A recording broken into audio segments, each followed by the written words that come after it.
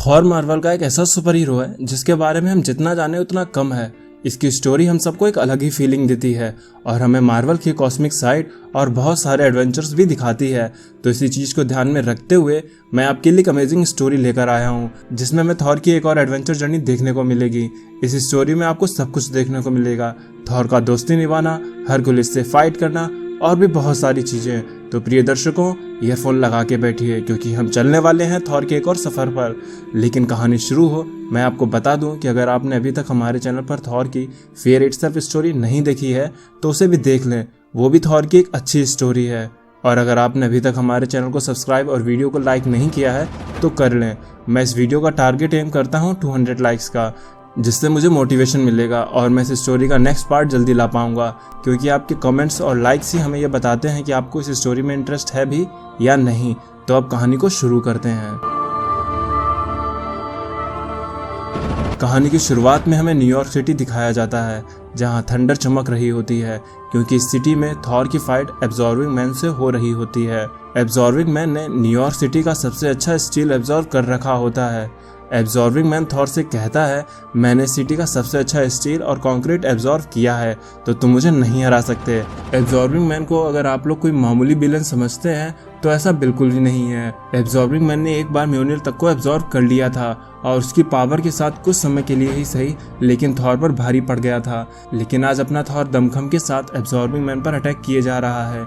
लेकिन absorbing man चैन से बंधी एक बॉल को यूज करते हुए थॉर की तरफ फेंकता है। थॉर उस बॉल को अपने म्योनिर से रोकने की कोशिश करता है, लेकिन एब्जॉर्बिंग मैन का हमला इतना तेज था कि थॉर उसे रोक नहीं पाता है और वहां से दूर जाके गिरता है।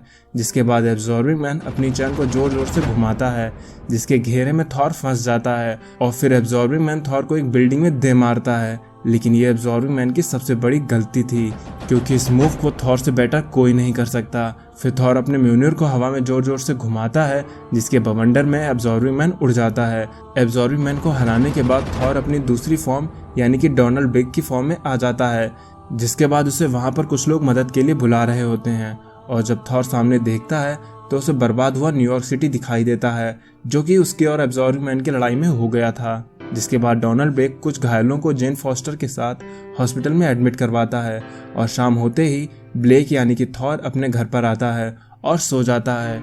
लेकिन आज रात थॉर के लिए सुकून भरी नहीं थी। आज आसमान में थंडर चमक रही थी, बारिश रुकने का नाम नहीं ले रही है, क्योंकि गॉड ऑफ थंडर कुछ बेचैनी में है। उसे नींद में एक सपना आ रहा होता है। थॉर सपने में देखता है कि उसके डोर के सामने एक जोर से लाइट चमक रही होती है और जब थॉर उस गेट को खोलता है तो देखता है कि वो डोर किसी अननोन जगह की ओर खुलता है। थॉर उस जगह को देख ही रहा होता है कि इसके ऊपर कुछ बड़े बड़े हड्डियों के कंकाल गिरने लगते हैं। थॉर वहां पर यग्ड्रासिल 3 पर ओडिन को मरा हुआ देखता है और उनके पास में वॉरियर्स 3 के भी कंकाल देखता है, जो कि थॉर के सबसे अच्छे एसगार्डियन दोस्त भी हैं। जिसे देख के थॉर एकदम शॉक हो जाता है, क्योंकि उसे ये सब समझ में नहीं आ रहा था। और इसी घबराहट में थॉर की आंख सपने से खुल जाती है। थॉर परेशान था क्योंकि उसके सपने में उसे वॉरियर्स 3 की आवाज़ें सुनाई दे रही थीं कि वो किसी मुश्किल में है और थॉर को उनकी ज़रूरत है। और इसी बात का जवाब जानने के लिए थॉर अपनी छड़ी उठाता है और थंडर स्ट्राइक के साथ थॉर अपनी ह्यूमन बॉडी से ट्रांसफॉर्म होके थॉर के रूप में वापस आ जाता है। और फिर थॉर वहां से उड़ते हुए सीधा एसगार्ड की ओर जाने लगता है, जहां उसे रेनबो ब्रिज पर हेमडाल मिलता है। हेमडाल थॉर को वेलकम करता है और थॉर से आने का कारण पूछता है। थॉर बताता है कि उसे वॉरियर्स 3 के बारे में कुछ अच्छी फीलिंग्स नहीं आ रही होती हैं, जिसमें हेमडाल थॉर को बताता है कि उसकी फीलिंग्स सही हैं। ओडन ने वॉरियर्स 3 को थिंग वेरिल के कोर्ट में ट्रायल के लिए बुलाया है। थॉर पूछता है, ट्रायल? आखिर किस जुर्म के लिए? हेमडाल कहता है, मर्डर के लिए। फिर थॉर थिंग वेलिर पहुंचता है। थिंग वेलिर एसगार्ड में वो जगह है जहां पर जायंट्स और एसगार्डियन के बीच में अगर कोई विवाद होता है तो उसका जजमेंट यहीं सुनाया जाता है। और वॉरियर्स 3 पर केस भी जोतुनहेम के जायंट किंग गिनाइव ने लगाया होता है। थॉर इस तरह से अपने दोस्तों को मुश्किल में देख के ओडिन से कहता है, ये जायंट्स झूठे हैं, इन्हें तो कोई बहाना चाहिए होता है गॉड्स के ऊपर आरोप लगाने के लिए। लेकिन ओडिन थॉर को बीच में रोकते हैं और कहते हैं, ये लॉ है मेरे बेटे और हम सब लॉ से बंधे हुए हैं। ये लॉ ही है जो हम जायंट्स और गॉड्स के बीच में संतुलन बनाए रखता है। ये लॉ गॉड्स और जायंट्स दोनों के लिए समान है। यहाँ पर वोल्स्टैग, होगन और फेंड्रिल से एक जायंट का मर्डर हुआ है जिसकी सजा उनको जरूर मिलेगी। और फिर सीन शिफ्ट होता है और हमें टाइम में कुछ पीछे ले जाया जाता है, जहां वॉरियर्स 3 समुंदर में किसी मछली का शिकार कर रहे दिखते हैं, जिन्हें ये पता नहीं होता है कि वो जिस क्रिएचर का शिकार कर रहे हैं वो दरअसल में एक जायंट है जिसके पास सेफ शिफ्टिंग की पावर है और वो अभी इस टाइम में मछली के रूप में है। और इसी धोखे में वॉरियर्स 3 के हाथों उस जायंट की मौत हो जाती है और ये जायंट कोई और नहीं बल्कि जायंट किंग का बेटा होता है। ग्नाइफ जो कि जायंट किंग है बोलता है, उस रात मेरे बेटे की सोल मेरे पास आई थी और मुझसे बदला लेने के लिए बोली थी, इसलिए मैंने ये सभा को बुलाया है जिससे मेरे बेटे को इंसाफ मिल सके। वहाँ सब लोग यही सोच रहे होते हैं कि जायंट किंग इंसाफ में वॉरियर्स 3 की मौत ही मांगेगा क्योंकि खून के बदले खून, लेकिन थॉर इस बात का विरोध करता है और उसे जान से मारने की धमकी भी देता है। लेकिन ओडिन थॉर को वहीं पर रोकता है और कहता है ये लॉ है और हम सब इस लॉ से बंधे हुए हैं। जो ट्रीटी जायंट्स और गॉड्स के बीच में हुई है उससे पीछे नहीं हट सकते हैं। अपना बदला चुनने का हक इस वक्त सिर्फ जायंट किंग के हाथ में है। वो जो भी सजा देना चाहे वॉरियर्स 3 को सजा दे सकता है, जिसको सुन के जायंट किंग जोर से हंसता है और थॉर को शांत रहने के लिए कहता है।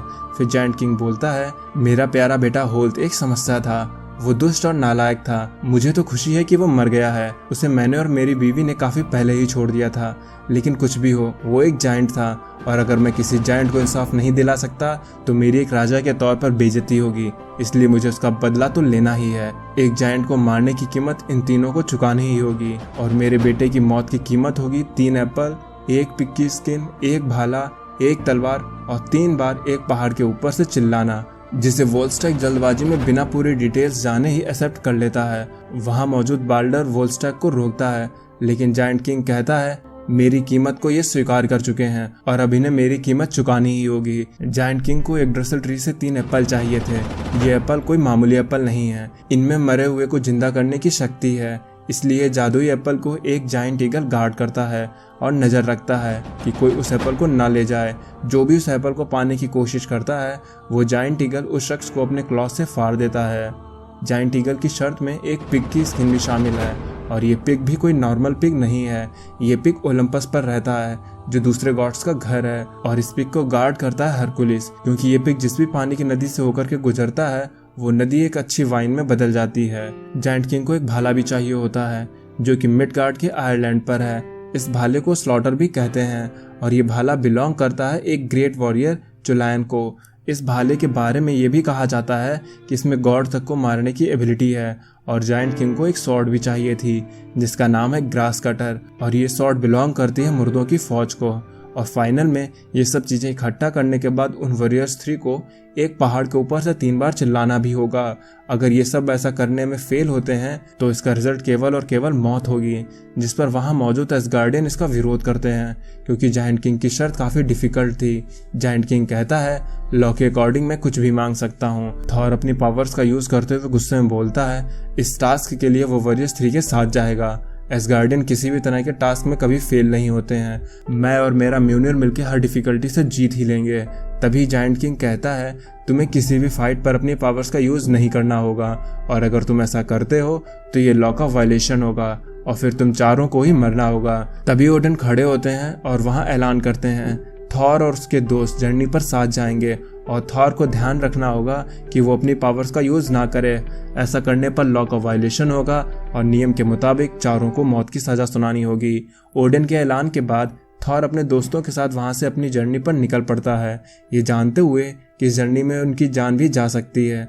लेकिन थॉर एक सच्चा दोस्त है, वो अपने दोस्तों को ऐसे ही नहीं अकेले छोड़ सकता था। यहाँ देखने वाली बात यह है कि थॉर भले ही अपने दोस्तों के साथ जा रहा हो लेकिन वो अपनी पावर का यूज नहीं कर सकता है और ये पार्ट यहीं पर खत्म हो जाता है, जिसके आगे की स्टोरी आपको इसके नेक्स्ट पार्ट में जानने को मिलेगी कि थॉर और उसके साथी अपनी इस मुश्किल जर्नी को सफल कर भी पाते हैं या नहीं। तो आप मेरे चैनल पर बने रहिए ये जानने के लिए। तो आज का एपिसोड यहीं पे समाप्त होता है और अगर आपको ये वीडियो पसंद आई हो तो इसको लाइक करें, कमेंट करें और अपने फ्रेंड्स के साथ शेयर करना बिल्कुल भी ना भूलें।